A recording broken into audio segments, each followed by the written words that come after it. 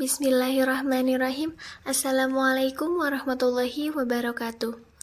Puji syukur marilah kita panjatkan kepada kehadirat Allah Subhanahu wa Ta'ala yang telah memberi nikmat dan karunia-Nya. Tak lupa, salawat berserta salam semoga tercurah limpahkan kepada baginda besar Nabi Muhammad Sallallahu Alaihi Wasallam. Selanjutnya, mohon izin kepada yang terhormat Bapak Profesor Dr. Haji Khairul Rahman MPD selaku dosen pengampu mata kuliah Fisika Dasar 2. Sehubungan dengan ini, kami dari kelompok 5 yang beranggotakan Rini Agustin, Sidik Andika, Siti Aisyah Resliani Hanifah, Windy Widiana, dengan saya sendiri, Tala Alasapata, diberikan amanah untuk menyampaikan presentasi yang berjudul Medan Magnet. Tak lupa kepada teman-teman sekalian, terima kasih telah menonton video ini. Langsung saja, adapun selanjutnya, pembahasan yang pertama akan disampaikan oleh rekan saya. Pengertian medan magnet. Medan magnet dalam ilmu fisika adalah suatu medan yang dibentuk dengan menggerakkan muatan listrik atau arus listrik yang menyebabkan munculnya gaya di muatan listrik yang bergerak ke lainnya. Nah, bagaimana menunjukkan keberadaan medan magnet? Kita dapat mengambil magnet permanen, lalu tempatkan di sekitaran tanah kering yang mengandung butiran-butiran halus. Lalu goyang-goyangkan batang magnet tersebut, maka akan muncul pola di sekitar medan magnet. Butir-butir tanah yang halus mengelilingi magnet dalam pola garis-garis melengkung, seperti ditunjukkan pada gambar, kedua gambar yang ditampilkan. Lalu garis-garis melengkung tersebut merupakan garis gaya magnet.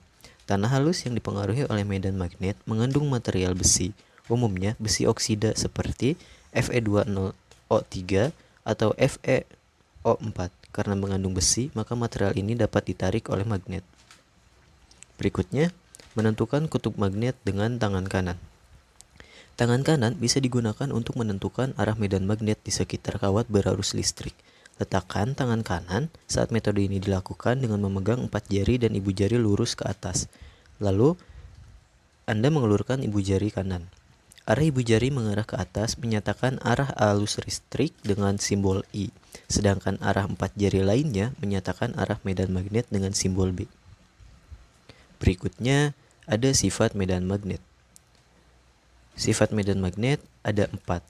Yang pertama, jika kutub yang sejenis didekatkan akan saling tolak-menolak. Yang kedua, jika kutub yang tidak sejenis didekatkan akan saling tarik-menarik. Yang ketiga, sifat magnet dapat menarik logam seperti baja ataupun besi atau benda sesama magnet. Yang terakhir, keempat, magnet memiliki daerah di sekitarnya yang masih dipengaruhi magnet itu sendiri yang disebut dengan medan magnet. Misalnya, jika kamu meletakkan sebuah jarum pentul pada dekat magnet, maka jarum pentul tersebut akan ketarik oleh magnet dan menempel. Untuk materi selanjutnya yaitu penggolongan benda berdasarkan sifat magnetnya. Berdasarkan sifat magnetnya, benda dibagi menjadi 3 macam, yaitu yang pertama, feromagnetik. Feromagnetik adalah benda yang dapat ditarik kuat oleh magnet. Contohnya yaitu besi, baja, nikel, dan kobalt.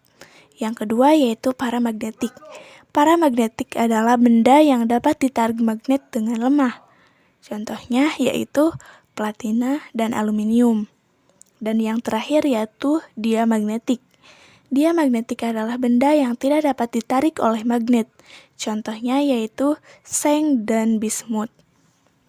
Kemudian ada prinsip kemagnetan. Secara keseluruhan, kekuatan magnetnya menjadi besar. Logam besi dapat menjadi magnet permanen atau magnet sementara oleh induksi elektromagnetik. Namun, ada beberapa logam yang tidak bisa magnetis, misalnya seperti tembaga dan aluminium, dan mereka disebut diamagnetik. Berikut prinsip dari medan magnet. Yang pertama, terdapat pada bumi yang merupakan magnet alam. Pembuktian daripada itu adalah dengan kompas, karena jarum penunjuk pada kompas akan menunjukkan arah utara dan selatan bumi kita, sementara sekeliling bumi dilingkupi garis gaya magnet yang tidak nampak oleh mata, tapi bisa diamati dengan kompas keberadaannya. Yang kedua yaitu batang magnet dapat memancarkan garis gaya magnet dengan arah utara ke selatan.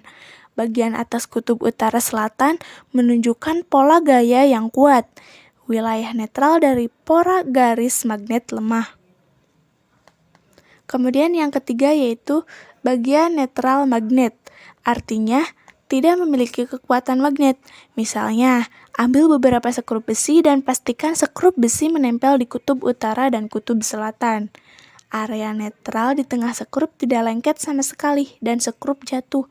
Hal tersebut terjadi karena akumulasi magnet berukuran mikroskopis. Tetapi posisi masing-masing magnet tidak beraturan satu sama lain sehingga sifat magnetik dihilangkan. Yang keempat yaitu serbuk besi adalah kutub yang terlihat jelas yang saling tolak mirip dengan garis gaya utara-utara. Di berbagai kutub dari utara ke selatan, garis gaya magnet memiliki pola tarik-menarik.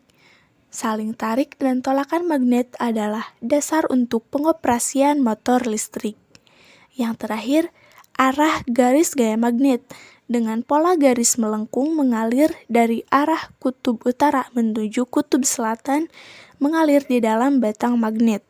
Deteksi optik dari garis gaya magnet untuk karakteristik tarikan di kutub yang berbeda dan jenis tolakan di kutub yang sama menggunakan magnet.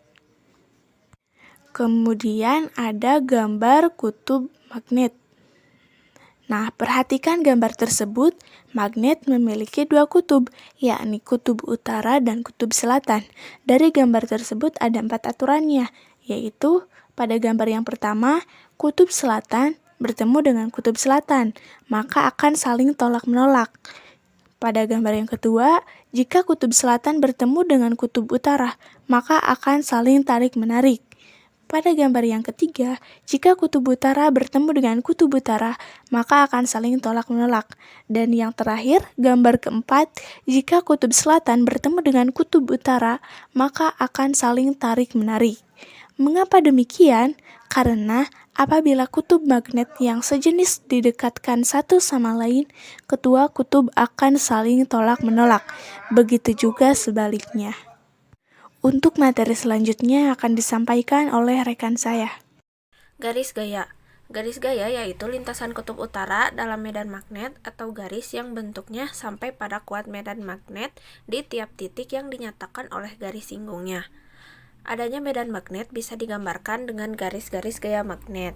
Yang pertama, garis hayal yang merupakan lintasan kutub utara magnet-magnet kecil apabila bisa bergerak dengan bebas. Yang kedua, garis gaya magnet selalu mengarah dari kutub utara ke kutub selatan dan tidak pernah berpotongan. Yang ketiga, gaya tarik-menarik antara dua kutub magnet yang tidak sejenis dan gaya tolak-menolak antara dua kutub yang sejenis, digambarkan dengan garis-garis gaya magnet. Selanjutnya, rapat garis-garis gaya. Artinya, jumlah garis gaya pada tiap satuan luas yang tegak lurus pada kuat medan. Rumusnya adalah B sama dengan Pi per A. Kuat medan magnet di suatu titik sebanding dengan rapat garis gaya dan berbanding terbalik dengan permeabilitasnya. H sama dengan B per mu atau B sama dengan mu, H sama dengan mu kali R kali mu dikali O dikali H. Keterangannya adalah B yaitu rapat garis-garis gaya, mu sama dengan permeabilitas zat tersebut, H sama dengan kuat medan magnet. Yang selanjutnya adalah percobaan Oersted. Ada sebuah kompas dan seutas kawat. Di atas jarum kompas yang seimbang dibentangkan seutas kawat. Jadi, kawat itu sejajar dengan jarum kompasnya. Kalau ke dalam kawat dialiri arus listrik, maka jarum kompas berkisar dari keseimbangannya. Jadi, kesimpulannya, di sekitar arus listrik ada medan magnet. Jika arus listrik yang ada di antara telapak tangan kanan dan jarum magnet mengalir dengan arah dari pergelangan tangan menuju ujung-ujung jari, maka kutub utara jarum berkisar ke arah ibu jari. Jika arus listrik arahnya dari pergelangan tangan kanan menuju ibu jari, maka arah melingkarnya jari tangan menyatakan perkisaran kutub utara. Selanjutnya, hukum Biosafat. besar induksi magnetik di suatu titik di sekitar elemen arus sebanding dengan panjang elemen arus, besar kuat arus, sinus sudut yang diapit arah arus dengan jaraknya sampai titik tersebut, dan berbanding terbalik dengan kuadrat jaraknya. Rumusnya adalah delta B sama dengan K dikali I dikali delta dikali L sin A per R kuadrat. K yaitu ketetapan di dalam sistem internasional. K sama dengan mu 0 per 4pi sama dengan 10 sampai 7 atau Weber atau AM. Yang selanjutnya induksi magnetik. Besar induksi magnetik di titik A yang jaraknya A dari kawat sebanding dengan kuat arus dalam kawat dan berbanding terbalik dengan jarak titik ke kawat. Rumusnya adalah B mu 0 per 2 dikali 1 per pi dikali A. Keterangannya B dalam W atau meter persegi, I dalam ampere, A kecil dalam meter. Untuk rumus kuat medan di titik H sama dengan B per mu sama dengan B per mu R dikali mu 0 sama dengan 1 per 2 pi A. Jika kawat tidak panjang, maka harus digunakan rumus B sama dengan mu 0 dikali I per 4 pi A dalam kurung cos theta 1 dikurangi cos theta 2. Induksi-induksi magnetik di pusat arus lingkaran. Perhatikan gambarnya. Titik A berjarak X dari pusat kawat melingkar. Besarnya induksi magnetik di A dirumuskan. Jika kawat itu terdiri atas nilai N, maka lilitannya B sama dengan mu 0 per 2 dikali A dikali I dikali N per R kuadrat dikali sin A1. Atau B sama dengan mu 0 per 2 dikali A kuadrat dikali I dikali N per R pangkat 3. Induksi magnetik di pusat lingkaran. Dalam hal ini, R sama dengan A dan A sama dengan 900. Besar induksi magnetik di pusat lingkaran, rumusnya sebagai berikut. B sama dengan mu 0 per 2 dikali I dikali N per A.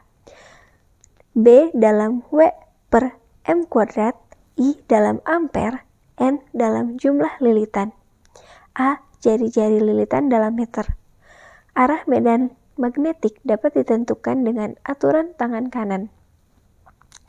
Jika arah arus sesuai dengan arah melingkar, maka jari tangan kanan arah ibu jari menyatakan arah magnet magnetik. Baik, di sini saya akan menjelaskan materi mengenai solenoid. Solenoid adalah gulungan kawat yang digulung seperti spiral. Bila ke dalam solenoid dialirkan arus listrik, di dalam solenoid terjadi medan magnet yang dapat ditentukan arahnya menggunakan kaidah tangan kanan. Banyaknya lilitan pada dx adalah N per L dikali dx, di mana N merupakan banyaknya lilitan tiap satuan panjang di titik P.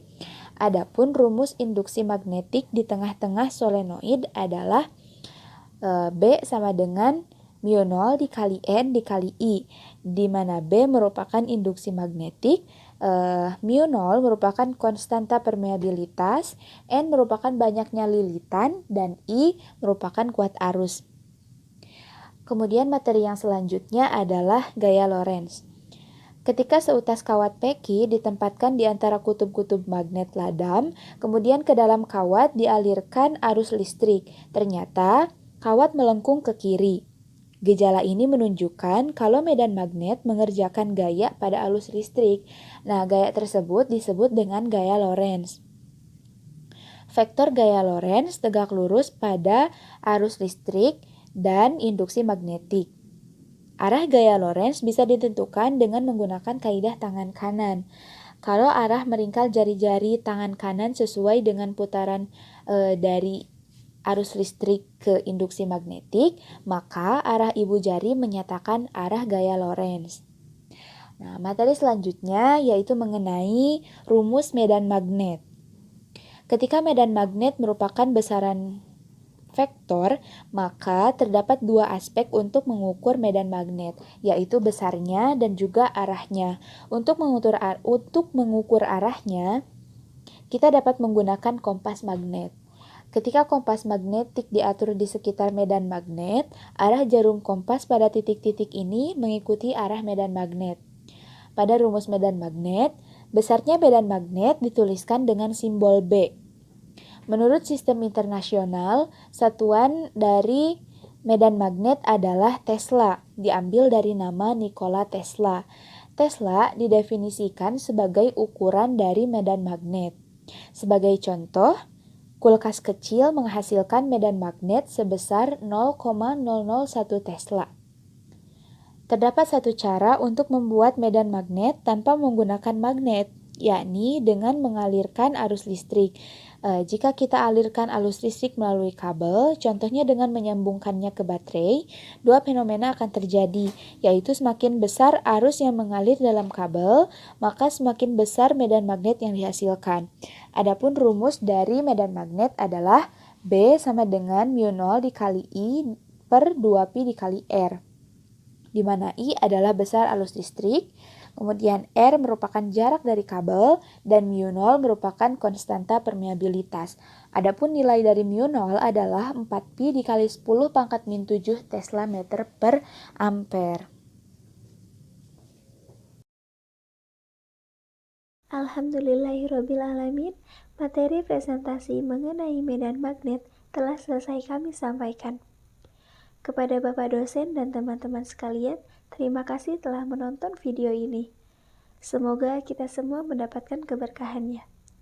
Kami dari kelompok 5 izin mengundurkan diri. Kurang lebihnya mohon maaf.